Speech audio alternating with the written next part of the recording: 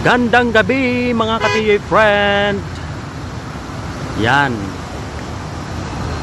Papakita ko lang sa inyo mga ka-TJ yung Burj Khalifa.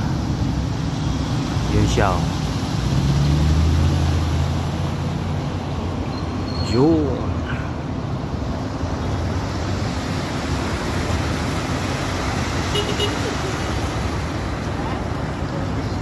Oh, di ba? Ang ganda. Wow!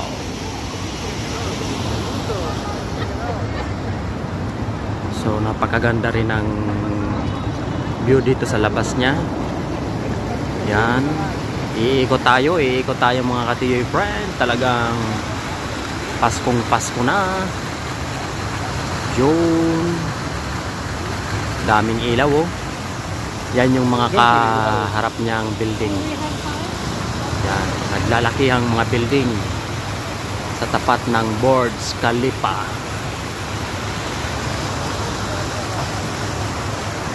Emaar. Yan, mga Emaar building po yan mga ka-TJ friend. Emaar building. Oy, talaga naman, napaka-presko. Only in Dubai mga ka-TJ friend. Yan, Emaar pa rin yan. Napapalibutan ng Emaar building yung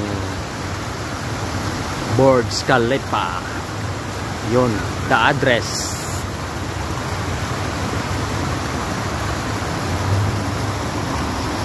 Oh.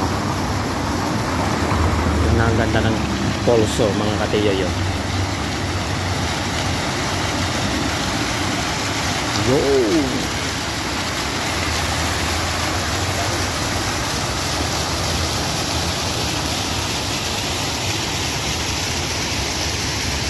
Yun no?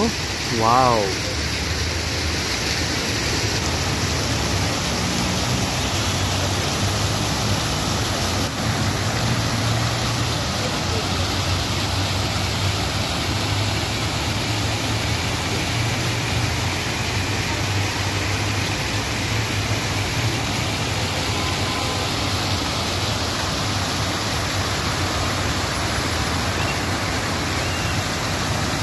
Oh, diba mga ka-TJ friend?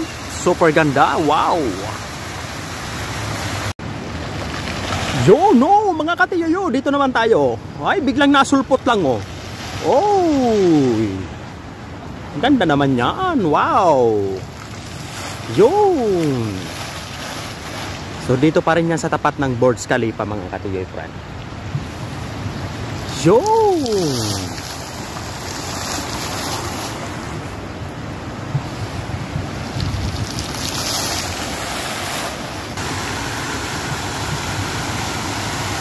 Ay talagang hindi naman nakakasawa mga ka-TJ friend oh. Oh, grabe oh. Wow.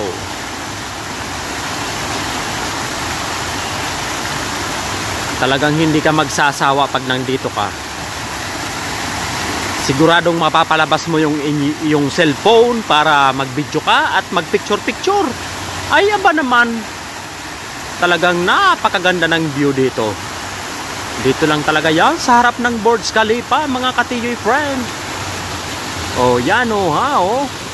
Oh, uulitin po natin oh. Ipapakita ko po uli yung mga kaharap niyang building yan, mga Emaar building na yan.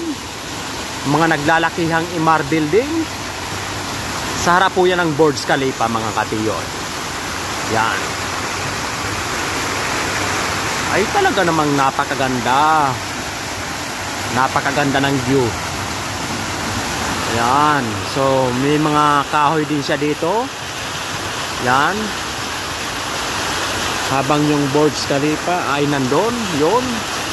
Oh, yun, no? Wow.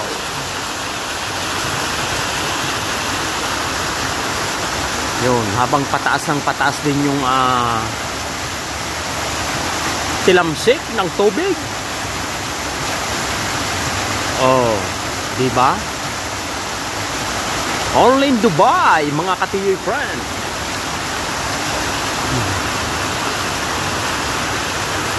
Oh. Ano kayang meron dito sa hagdanan? Matry nga dito kung anong meron. Aakyat lang tayo. Yan, meron ding mga halaman dito mga katiyoy friend. Yan.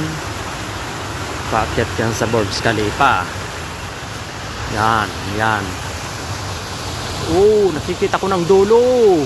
Oh. Siguro titingin naman tayo sa ibang view mga katiyoy friend. Oh, kapag nandito tayo, ayan, meron ding nag-iimat-imat na ilaw. Yan, oh. Oh, yan. Sa puno yan, oh. Ay talaga naman, oo. Super ganda. Makapagbaba na nga sa hagdanan at pupunta naman tayo sa ibang pwesto.